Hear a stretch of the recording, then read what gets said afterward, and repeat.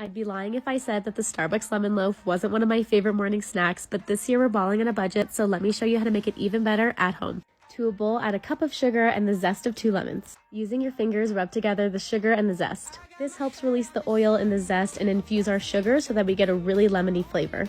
Next, add in half a cup of melted butter. Give this a good mix before we add in a good splash of vanilla and then 2 eggs at room temperature. Beat this for about 2 to 3 minutes or until it becomes nice and light and airy, and then add in the juice of 1 lemon and half a cup of sour cream and give that a good mix.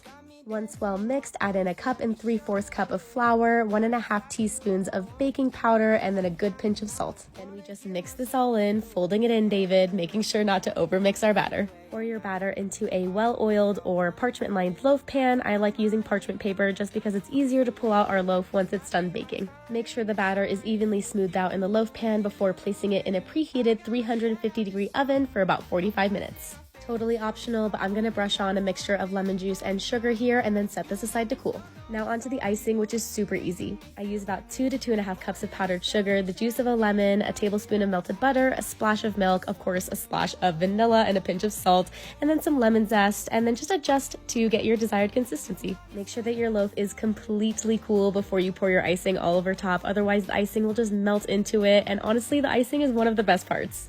Give your icing a couple of minutes to set before you cut into it, and then voila, you have the most delicious lemon loaf, I dare say, far better than Starbucks. The lemon flavor is so bright and zesty, the cake itself is everyone's favorite word, moist, and the icing on top is just perfect. I hope you make it and enjoy.